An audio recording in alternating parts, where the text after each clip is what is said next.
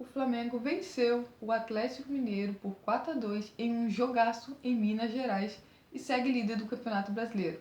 Bom, antes de tudo, se inscreva no canal e deixe o seu like.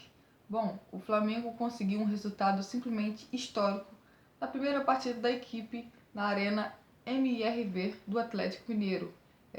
O Flamengo, mesmo poupando o Pedro, conseguiu um resultado em que, se podemos dizer, inesperado por muitos, inclusive por mim.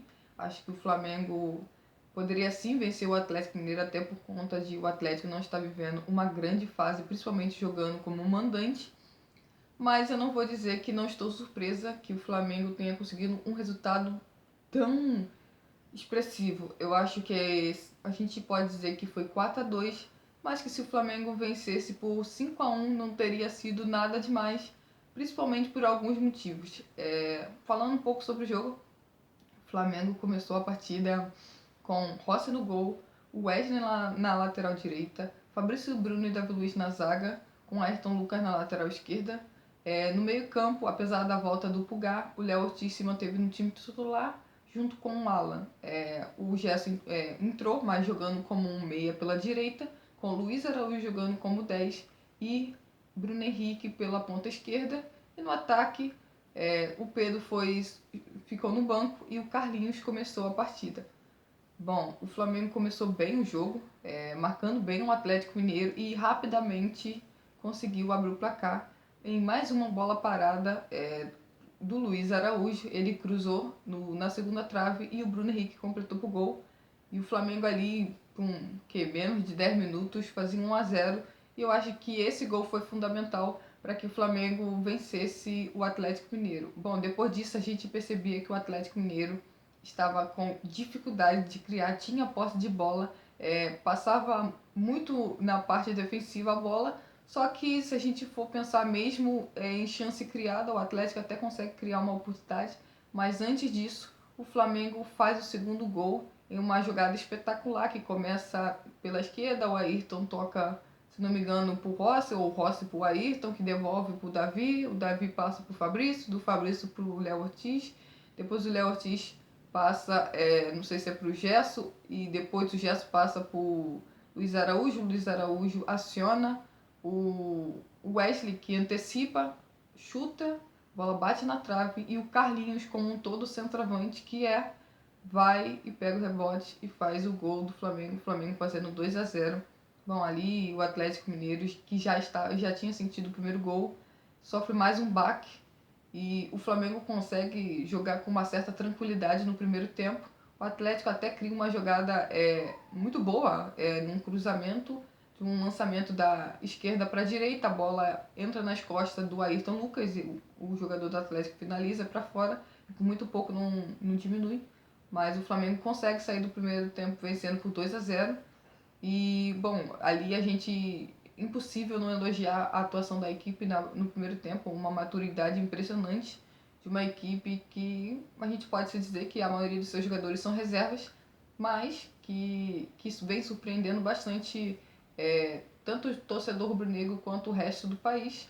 Bom, chegou no segundo tempo, o Flamengo conseguiu, a gente até poder dizer assim, melhorar na partida, principalmente com a posse de bola. O Atlético até tenta pressionar o Flamengo, mas em uma jogada fantástica do Ayrton Lucas, o Ayrton Lucas dribla, dá pra dizer, 3 adversários, finaliza, a bola ainda desvia no defensor do Atlético e entra no cantinho. Ali o Flamengo fazia 3-0 e era impressionante como o Flamengo estava sendo fatal na partida e era realmente impressionava qualquer um.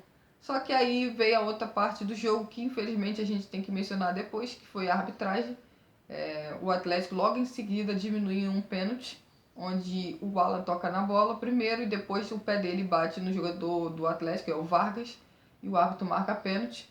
O Atlético diminui com o Hulk, era mais ou menos uns 15 minutos, antes de 15 minutos do segundo tempo, mas felizmente minutos depois, numa saída rápida do Flamengo, o Bruno Henrique é acionado, o jogador do Atlético entra com tudo e faz falta, toma o segundo cartão amarelo e é expulso ali. A gente pode dizer que o Flamengo teve tranquilidade para poder encerrar bem a partida. O Flamengo, logo depois, 2 minutos depois, o Tite coloca o Pedro em campo E o Pedro, em uma jogada sensacional, lança o Bruno Henrique, que domina bem, espera o goleiro tomar a decisão e finaliza. E para fazer 4-1 Flamengo. O Flamengo ali era o dono do jogo.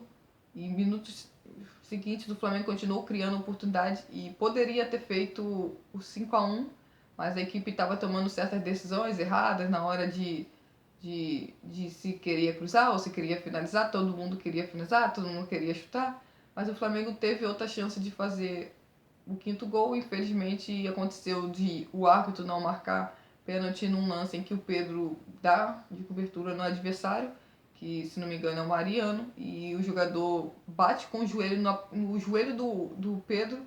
O árbitro não marca nada, o Pedro fica no chão reclamando, tá? Minutos depois vem um lance que é com o Pulgar. O Otávio arrasta o pé do Pulgar para trás, podendo inclusive quase lesionar o Pulgar. O árbitro simplesmente, o árbitro e o VAR, porque o árbitro estava em campo e ele viu o lance e ignoram um pênalti claríssimo para o Flamengo, que seria já o segundo na partida. E no final do jogo, já o Flamengo partindo para cima, tentando fazer o quinto gol, o Atlético em um contra-ataque, o Scarpa cruza e o Hulk finaliza para fazer 4-2. Ali dá para você dizer que terminou o jogo, o árbitro ainda deu 4 minutos, mas nem Flamengo nem Atlético criaram grandes oportunidades nos acréscimos e o jogo terminou 4-2. Então, acho que é importante a gente destacar a arbitragem, foi muito mal. Inacreditável o árbitro marcar o pênalti pro Atlético e não marcar o pênalti do Pulgar, quando se o jogador do Flamengo, no caso o Alan, acertou primeiro a bola, claramente acerta a bola e depois o pé dele bate no jogador do Atlético, que é o Vargas. E do outro lado, em um lance muito mais inacreditável, o jogador simplesmente bate completamente no pé do Pulgar, o jogando para trás e ele caindo, e o árbitro não marca o pênalti. E sendo que o VAR, né, deveria fazer a mesma coisa, já que deu de um lado, do outro ainda foi ainda mais e o árbitro ignorou. Se o jogo tava 4-1, não importa. Se é pênalti, é pênalti. Não dá pro o VAR ficar com peninha do adversário, porque o adversário tá tomando uma goleada. O Flamengo tá muito certo em reclamar, tanto do lance do Pedro quanto do lance do Pulgar, porque foram lances claríssimos, principalmente do Pulgar. Realmente é inacreditável que o VAR não tenha chamado o árbitro. E o Flamengo mais uma vez prejudicado pela arbitragem, porque se marcam um lance do Vargas, é inacreditável não marcar o do Pulgar. Então, o Flamengo tem sim o direito de reclamar, o Tite reclamou e está no direito dele, porque saldo de gols faz diferença e o Flamengo, podemos dizer que teve 2 pênaltis que aconteceu e o árbitro não quis marcar. Bom, sobre dos melhores em campo, eu acho que a gente pode dizer que eu poderia chegar aqui e falar: o Flamengo tem os 3 melhores jogadores do Flamengo em campo foram esse, esse e esse. Bom, a realidade é que dá pra dizer que praticamente todo mundo foi bem. O Rossi foi bem, o Wesley fantasticamente bem, jogando na lateral direita, o Ayrton Lucas, que sim, talvez tenha tido mais dificuldades para marcar, mas marcou um golaço. A dupla Davi Luiz e Fabrício Bruno vivem grande fase juntos. Impressionante como eles dois realmente estão realmente em alto nível, principalmente o Davi Luiz, sendo dono da defesa do Flamengo. O Léo Ortiz simplesmente, cara, parece um volante real. É um primeiro volante que hoje eu posso dizer com certa tranquilidade que o Pulgar tá voltando da seleção chilena e vai voltar provavelmente no banco de reserva. Não pro ala, como muita gente esperava, mas sim, no caso, pro Léo Ortiz. Realmente impressionante as partidas do Ortiz, está realmente encantando qualquer torcedor, o que não me surpreende, porque sempre fui fã dele como zagueiro e sempre teve uma qualidade muito acima dos demais. Bom, mais uma partida espetacular do Gerson. O que falar do Gerson já é até difícil. O Gerson vive uma fase inacreditável. A gente pode dizer que está nível europeu. Se assim pode se dizer, o Gerson é o dono do time do Flamengo. O cara é o que cadencia, marca, volta. Se não fez gol, o cara vai dar e passes fantásticos. Então é realmente incrível o desempenho do Gerson nas últimas 8, 9 rodadas do Campeonato Brasileiro. Também queria destacar o primeiro gol do Carlinhos pelo Flamengo. Acho que foi muito legal que o Carlinhos tenha marcado, muito importante para o Flamengo também. O jogo estava 1-0 ainda, um gol que realmente valeu.